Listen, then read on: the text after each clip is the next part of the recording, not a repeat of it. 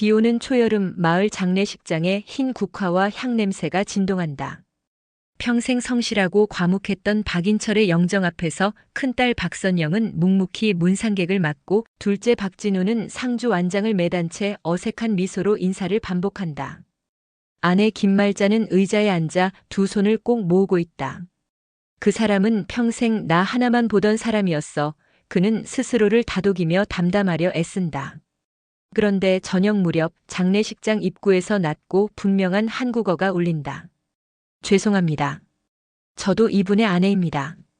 사람들 시선이 동시에 돌아간다. 검은 원피스를 입은 린이 문 앞에 서 있고 그 옆엔 검은 정장을 입은 소년 박안이 깊이 고개를 숙인다. 순간 공기가 얼어붙는다. 선영은 입술을 깨문다. 무슨 말씀이세요? 여긴 고인의 가족만. 린은 떨리는 손으로 서류 봉투를 내민다. 베트남어와 한국어가 병기된 혼인관계 서류, 해외 송금 내역, 가족사진. 거기에는 인철이 환하게 웃으며 린과 안을 껴안은 사진까지 들어있다. 이건 사기야.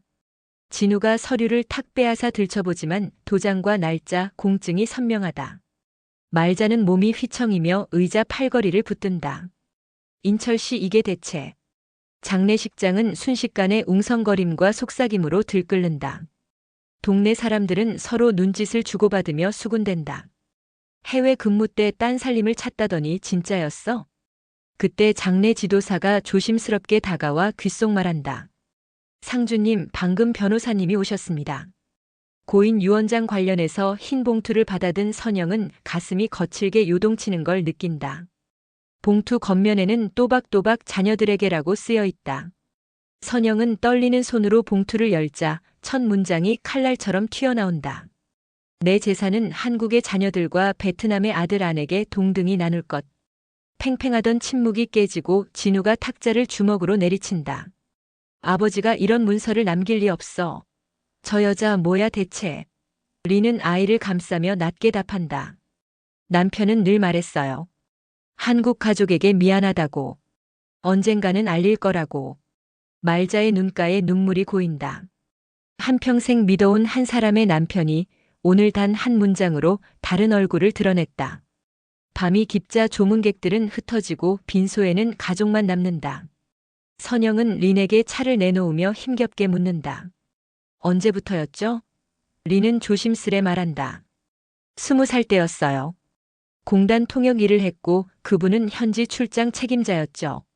매년 한국과 베트남을 오가며 우리 아이가 태어났어요. 말자는 조용히 자리에서 일어나 영정을 바라본다. 인철 씨 당신이 내게 왜 이러나. 영정의 미소는 변함없지만 그 미소가 더 이상 같은 의미로 보이지 않는다. 바깥에선 장대비가 쏟아진다. 그리고 그 빗줄기를 헤치고 장례식장 문이 또 한 번 열리며 낮고 또렷한 목소리가 한국어로 흐른다. 실례합니다. 저도 고인의 가족입니다. 모두가 고개를 들었을 때 수트 차림의 낯선 남자가 물기 없는 눈으로 상복들을 훑어본다. 이 밤 진실은 예고 없이 문을 열고 들어왔다. 다음 날 오전 변호사는 조문객이 빠져나간 빈소 한켠에서 공식 서류들을 펼쳐 보인다.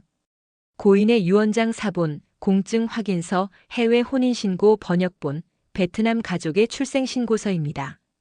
서류마다 찍힌 도장과 날짜, 공증기관의 스탬프가 선명하다. 진우는 이를 악물고 묻는다. 유언장은 언제 작성된 겁니까? 작년 가을입니다.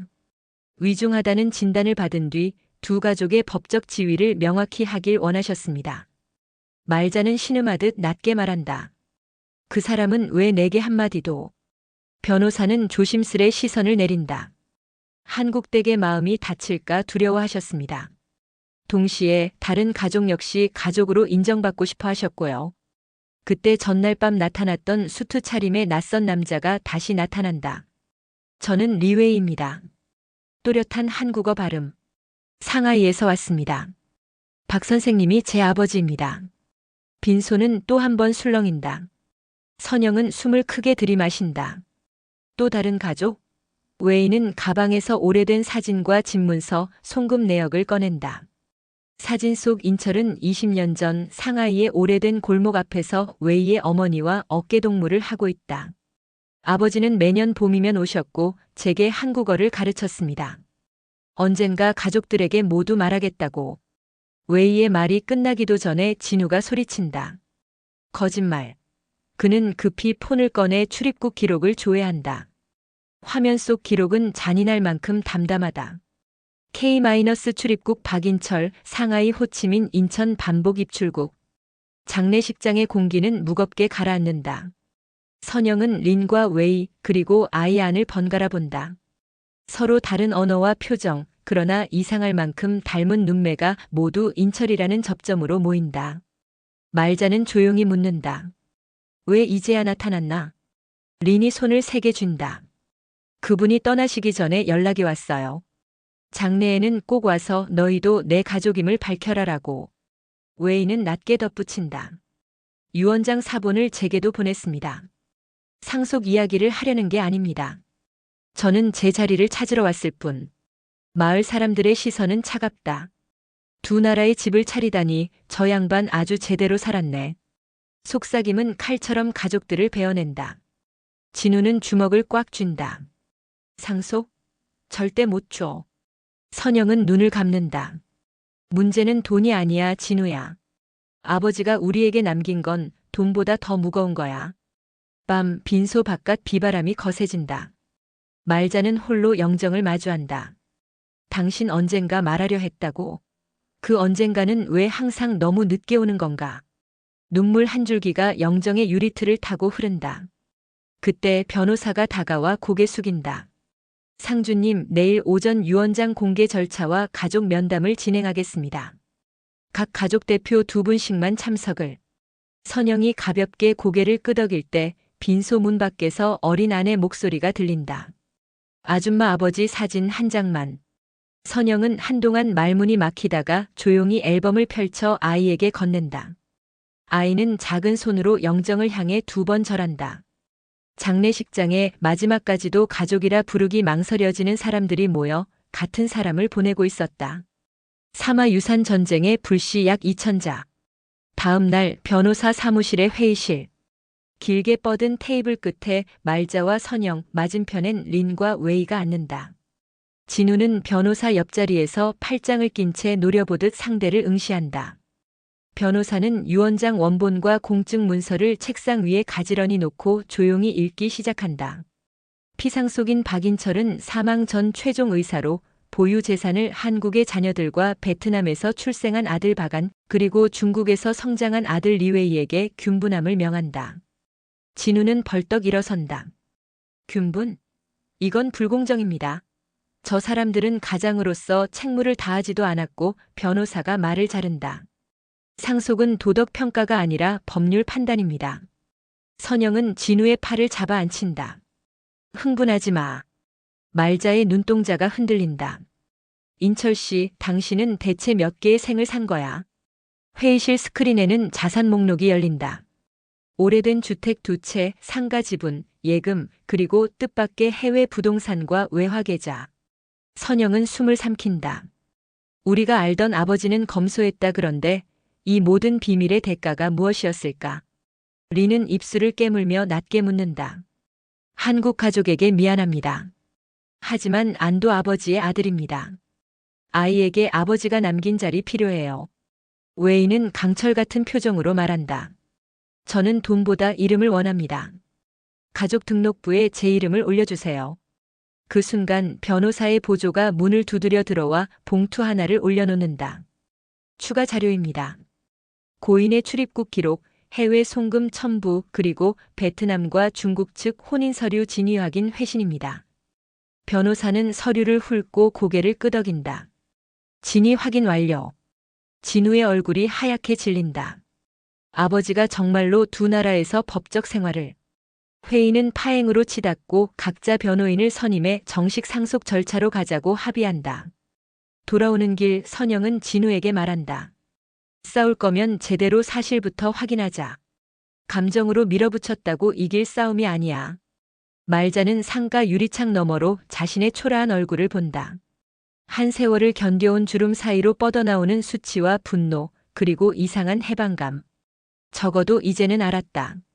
내가 모르는 그의 삶을. 밤 선영의 휴대폰으로 익명 메시지가 도착한다.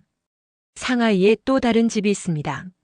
주소. 선영은 화면을 오래 내려다보다 천천히 숨을 고른다. 유 원장은 시작에 불과해. 진짜 불은 이제 붙었다. 선영은 새벽 비행기로 상하이에 내린다. 톤 다운된 회색 하늘, 습한 바람. 메시지에 적힌 주소는 구도심의 오래된 골목이었다. 녹슨 우편함, 바랜 번호판, 그러나 현관문은 최근에 교체된 흔적이 있다. 집 안에는 한국 책들이 가지런히 꽂혀 있고 벽에는 인철과 웨이가 함께 찍은 사진들이 연대기처럼 걸려 있다. 어린 웨이의 손을 잡은 인철, 한글로 아빠 사랑해라고 휘갈긴 낡은 카드, 그리고 한국의 가족에게 보내지 못한 편지 초안들이 서랍에서 나온다. 말자야, 미안하다. 언젠가 모든 걸 말아마. 아이들이 다치지 않게. 선영은 무릎을 꿇고 편지를 쥐어본다. 아버지를 원망하고 싶지만 편지에 흔들린 글씨가 어쩐지 낯설지 않다. 이건 도망이자 사죄였어. 그 순간 현관이 벌컥 열리고 웨이가 들어선다. 왜 여기에? 선영은 담담히 답한다. 확인하고 싶었어. 내가 거짓말하는지 아버지가 거짓말했는지. 두 사람은 마주 앉아 묵묵히 차를 마신다. 웨이는 컵을 내려놓으며 조용히 말한다. 한국에 가면 늘 당신들 이야기를 하셨습니다. 큰딸 선영 성실하고 단단하다고. 둘째 진우 마음이 급하지만 속정 깊다고. 어머니는 강한 사람이라고. 선영의 눈가가 젖는다. 우린 한 번도 그런 말을 직접 들은 적이 없었어. 한편 한국에 남은 진우는 베트남으로 날아간 린을 뒤쫓는다. 호치민 외곽의 작은 집, 벽에는 인철이 한국 라면을 끓여주는 사진, 아니. 생일 케이크 앞에서 웃는 사진이 붙어 있다. 린은 진우에게 말한다. 그 사람은 2달에 한 번씩 왔어요. 돈만 준 게 아니라 아이와 시간을 보냈어요. 제게도 늘 말했죠. 한국 가족에게 미안하다. 언젠가 다 말하겠다고. 진우는 차마 얼굴을 들지 못한다. 그동안 쌓아올린 분노가 균열을 낸다. 그는 낮게 묻는다. 당신은 우리를 미웠나요? 린은 고개를 젓는다. 아니요. 그래서 더 미안했어요. 그 무렵 한국의 말자 집에는 오래전 해외발 우편물이 도착했다는 알림이 뜬다. 우체국 보관 만료 직전 선영이 찾아온 그 봉투 속에는 낡은 사진 한 장과 짧은 쪽지. 말자야, 용서해달란 말 대신 부디 내가 키우지 못한 아이들의 자리를 인정해다오. 말자는 쪽지를 가슴에 대고 한참 울다가 천천히 휴대폰을 들어 선영에게 문자를 보낸다. 돌아오면 우리 셋이 같이 밥 먹자. 나도 여태껏 말 못한 얘기가 있어. 그리고 그 밤 선영의 메신저에 또 다른 익명 메시지가 불현듯 도착한다. 유 원장은 변형됐습니다. 누가 바꿨는지 아시겠습니까? 화면 속 익명에 보낸 사람 아이디는 곧바로 사라진다. 선영은 심장이 덜컥 내려앉는 소리를 듣는다. 유산 전쟁의 불씨는 이제 조작된 유 원장이라는 새로운 산소를 만나 더 큰 불길로 번지려 하고 있었다. 초여름의 눅눅한 공기가 상가를 메우던 때와 달리 오늘의 가족 모임 장소는 깔끔한 회의실이었다. 변호사 측 중재로 마련된 두 가족 간 협의 자리. 긴 테이블 양끝에 김말자와 린이 마주 앉는다. 왼편에는 박선영과 박진우 49, 오른편에는 리웨이와 어린 안십이 앉아있다. 공간을 가르는 것은 언어가 아니라 복잡한 감정과 오래 묵힌 진실의 냄새였다. 말자는 컵받침을 정리하며 첫마디를 꺼낸다. 당신을 원망하고 싶지 않아요. 하지만 내가 보낸 세월이 너무 길었어. 린은 정면을 응시한다. 저도 남편을 독차지하려는 마음은 없었습니다. 그는 늘 한국 가족 이야기를 했고 늘 미안해했어요. 저와 아내게 언젠가 인정받을 거다라고. 진우가 비웃음을 흘린다. 그게 배신을 합리화하는 주문이었겠지. 선영이 옆구리를 콕 찌른다. 지금은 듣자. 중재인은 유 원장 수정 의혹, 해외 혼인 서류 진위, 출입 국송금 기록을 차례로 확인한다. 진위는 대부분 확정. 남은 건 분배 구조와 감정의 매듭. 말자가 조용히 린을 본다. 아이 문제만은 분란을 키우지 말아요. 학교, 국적, 언어, 생활 내가 도울 수 있는 부분이 있다면 돕겠어요. 린의 눈가가 붉어진다. 고맙습니다. 저도 한국 가족을 원망하지 않아요. 다만 아이를 아니 작은 목소리로 끼어든다. 할머니라고 불러도 돼요? 순간 테이블 위 공기가 움직인다. 말자는 고개를 끄덕이며 아이의 손을 감싼다. 그래. 밥은 먹었니? 그러나 유화의 기운은 길지 않았다. 회의 막판 중재인이 유원장 변형을 언급하자 누군가가 낮게 탄식한다. 선영은 익명 제보 스크린샷을 꺼내 보인다. 유원장 문구 교체 첨부 어안비안. 변호사는 난감한 표정으로 말한다. 사본 회람 과정에서 수정된 흔적이 보입니다. 최종 원본은 공증본과 동일하지만 내부에서 초안을 손댄 정황이 있어요. 누가? 진우의 눈빛이 번뜩인다. 이때 린이 조심스레 말한다. 고인이 마지막으로 보낸 메일의 비안은 선영에게 보여주고 어안은 진우에게라는 문장이 있었습니다.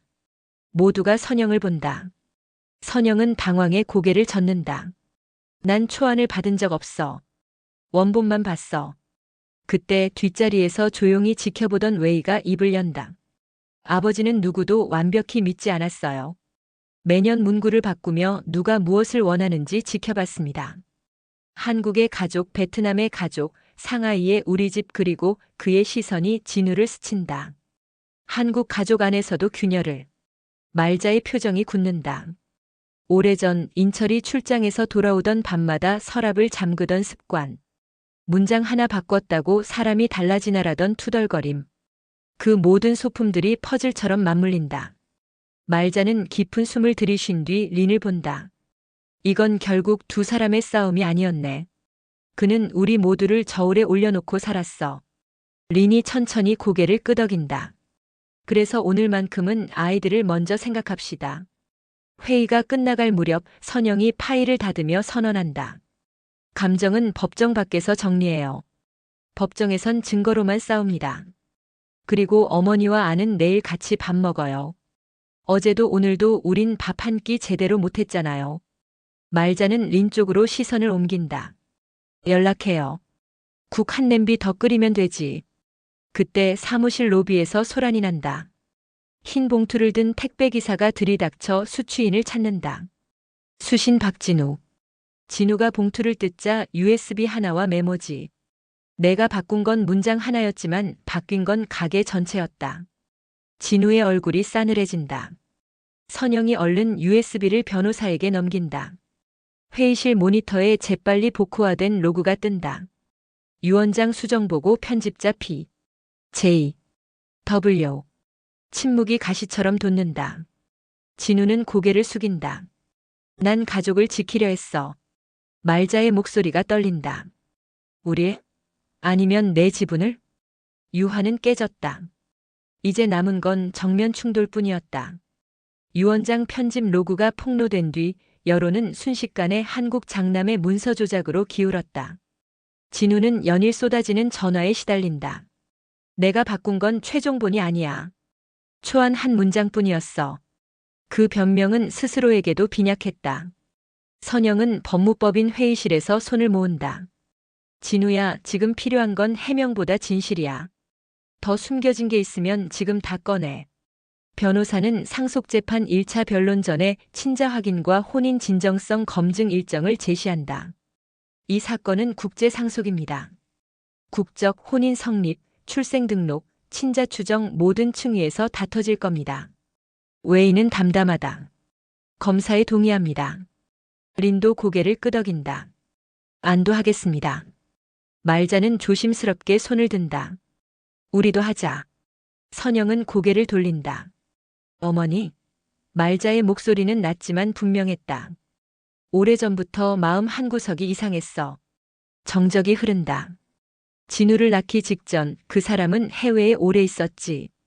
병원에서도 내 몸에서도 작은 의심이 자랐어. 내가 도망치듯 그 의심을 땅에 묻고 살았지. 검사 당일 체열실 앞 의자에 앉은 가족들은 각각의 시간을 통과한다. 아는 작은 손으로 봉지 사탕을 굴리고 웨이는 휴대폰 화면 속 오래된 메시지를 뚫어지게 본다. 아들아, 한국 가면 내 누나랑 동생을 꼭 만나게 해주마. 진우는 팔짱을 끼고 천장을 본다. 나를 지켜야 한다는 강박이 목을 조인다. 선영은 말자의 손을 꼭 쥔다. 어머니, 어떤 결과가 나와도 우리가 어머니의 자식인 건 변하지 않아요. 일주일 뒤 결과지가 올라온다. 회의실 종이 한 장이 테이블 위에 놓일 때까지 아무도 숨을 쉬지 않는 것 같다. 변호사가 천천히 읽는다.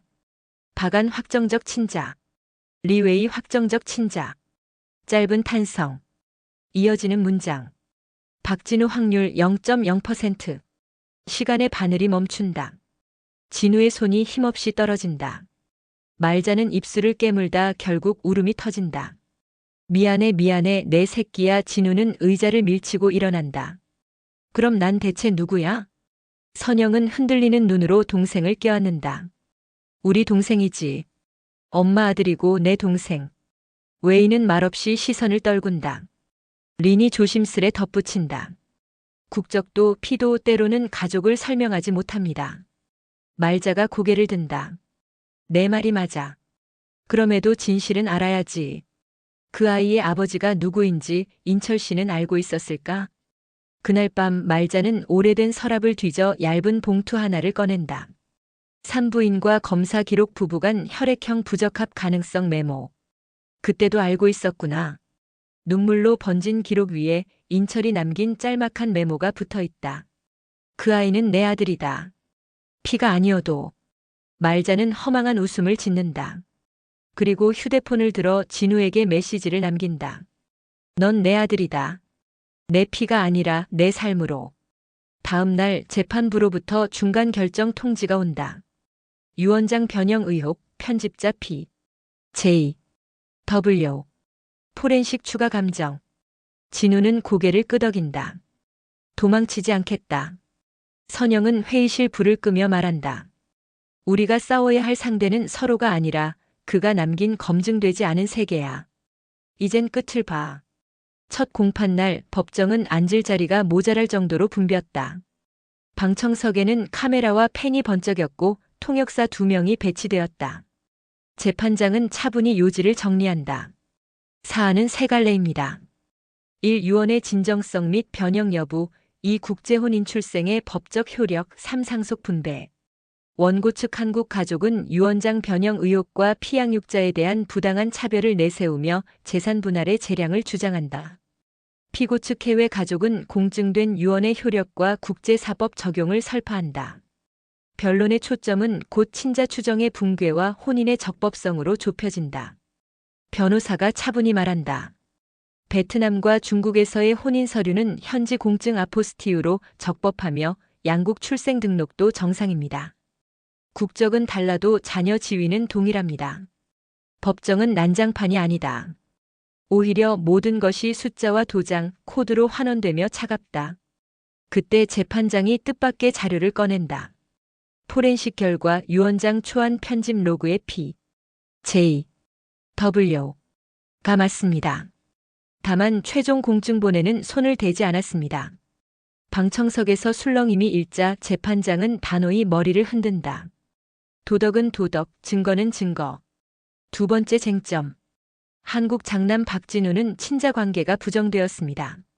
상속에서의 지위는 원고 측 변호사가 자리에서 일어난다.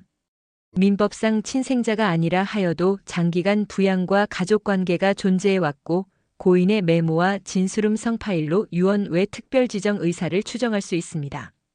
대습적 지위에 준하는 구제 재판장은 고개를 끄덕인다. 선례는 좁지만 불가능하진 않습니다. 다만 비율은 조정될 수 있겠지요. 세 번째 쟁점. 균분. 해외 가족 측 변호사가 말한다. 고인의 최종 의사는 균분입니다. 문화나 국적의 차이가 법정의 잣대가 될 순 없습니다. 통역사의 한국어가 또박또박 울린다. 리는 두 손을 가지런히 모으고 웨이는 흰 셔츠 칼라를 정리한다. 말자는 고개를 숙인 채 가만히 눈을 감는다. 피라는 단어가 멀어지다 살아낸 시간이 가까워진다. 선영은 자필 메모를 법정 화면에 띄운다. 그 아이는 내 아들이다. 피가 아니어도. 웅성임이 잦아든다. 최후 변론. 선영이 직접 발언 기회를 요청한다. 우리 가족은 진실을 늦게 알았습니다. 그러나 늦게 안 진실도 진실입니다. 우리는 싸우러 온 것이 아니라 정리하러 왔습니다. 균분을 존중하되 한국 집안이 실질적으로 돌봐온 어머니의 노후와 생활을 반영한 최소목 그 선에서 합의하고 싶습니다. 린이 자리에서 일어나 고개를 숙인다. 동의합니다. 아이 안의 양육과 교육에 한국 가족의 도움을 받겠습니다. 웨이도 이어 고개를 끄덕인다. 내 이름을 가게에 올려주세요. 지분은 조정해도 좋습니다. 재판장은 조용히 망치를 두드린다. 조정 권고. 유언의 효력 인정. 균분을 원칙으로 하되 한국 목인말자에게 생활보조 신탁 지분 추가 배분. 진우에겐 법정 상속인은 아니나 특별 수익자로서 소액 지정. 해외 자녀들의 가족관계 등록과 장례 후 공동제사 참여 허용. 방청석의 공기가 변한다. 누구도 완전히 이기지도 완전히 지지도 않았다. 그러나 싸움이 정리로 옮겨가는 소리가 아주 미세하게 울렸다. 법정을 나오는 길 기자들이 몰려든다. 국적을 넘은 가족 무엇이 가장 어려웠습니까? 선영이 답한다. 국적이 아니라 마음의 국경이요. 가을의 초입 비가 갠 산길에 얇은 안개가 걸려있다. 박인철의 유골함이 선영의 품에 안겨 조심스레 선영가로 옮겨진다. 오늘은 사당에 위패를 올리고 묘비를 새로 세우는 날. 말자는 검은 한복에 흰 고가를 쓰고 리는 깔끔한 검정 원피스를 입었다. 아는 한복 조끼를 단정히 잠그고 웨이는 검은 정장을 매만진다. 한자리에 선 네 사람의 숨결이 낯설고도 익숙하게 섞인다. 석공이 새 묘비를 세우고 새긴 글귀를 읽는다. 한 사람 세 개의 강. 강은 합쳐져 바다가 되고 바다는 다시 비를 내린다. 그 문장을 선영이 골랐다. 아버지의 강들이 서로에게 비가 되길 서툰 소망. 재래상에 국과 나물, 과일이 오르고 아이 안에게 젓가락을 쥐어주며 말자가 웃는다. 첫 젓가락은 내가 들어. 아는 떨리는 손으로 배를 집어 조심스레 올린다. 리는 작게 절을 한다. 고마워요. 한국 방식 배우고 싶었어요. 웨이는 사당에 향을 올리고 중국식으로 두 손을 모아 3번 숙인다. 선영은 그 모습을 막지 않는다. 오늘만은 방식이 달라도 마음이 같으면 된다. 의식이 끝나고 가족들은 나지막이 둘러앉아 국을 나눈다. 말자가 숟가락을 들어 진우의 그릇에 건넨다. 많이 먹어라. 진우는 눈을 내리깔고 한 숟가락을 뜬다. 말자는 조심스럽게 말을 꺼낸다. 내가 내 아들이라는 사실은 검사로 증명되는 게 아니더라. 진우는 고개를 끄덕인다. 나도 알아. 피가 아니더라도 난 당신이 한평생 나를 키운 사람이라는 걸. 잠깐 웃음이 오간다. 오래 묵힌 서운함이 뜨겁게 녹는다. 묘역 아래로 노을이 번진다. 선영이 종이봉투를 꺼낸다. 아버지가 써놓고 보내지 못한 편지들. 한 장을 꺼내 소리내어 읽는다. 말자야, 내가 여러 강을 건넜다. 그런데 돌아보니 강마다 다리가 있었다. 그 다리는 너와 아이들이었다. 리는 눈을 감고 고개를 끄덕인다. 웨이는 먼 하늘을 본다. 아는 조심스레 할머니 손을 더 꼭 쥔다. 그때 비석 뒷면에 새겨진 작은 글귀가 눈에 들어온다. 균분의 뜻은 등분이 아니라 서로의 결핍을 채워주는 일. 선영이 미소를 짓는다. 법정의 조정문이 아닌 가족의 조정문. 그 문장은 내내 필요했으나 너무 늦게 도착한 것들에 대한 변명 같기도 하다. 하산길 가파른 돌계단에서 안이 휘청이자 웨이가 재빨리 손을 붙든다. 괜찮아? 안이 고개를 끄덕인다. 응, 삼촌. 웨이는 순간 멈칫하다가 살짝 웃는다. 그래, 삼촌. 뒷걸음질 치던 진우가 그 모습을 본다. 가슴이 시큰하지만 이상하게도 편안하다. 피가 아니어도 가족이 되는 방법이 있구나. 저녁 집으로 돌아와 처음으로 다 같이 밥상을 차린다. 김치와 생선, 베트남식 볶음, 중국식 소채가 한 상에 오른다. 말자가 숟가락을 들고 말한다. 우린 오늘부터 서로의 음식을 배우자. 입이 기억하면 마음도 기억하니까. 린이 한국말로 또박또박 대답한다. 네, 어머니. 선영과 웨이가 동시에 고개를 든다. 그 단어가 공기 속에서 반짝이다 이내 자연스레 스며든다. 밤이 깊자 사당의 작은 등이 켜진다. 사진 속 인철이 예전과 같은 미소로 내려다보고 있다.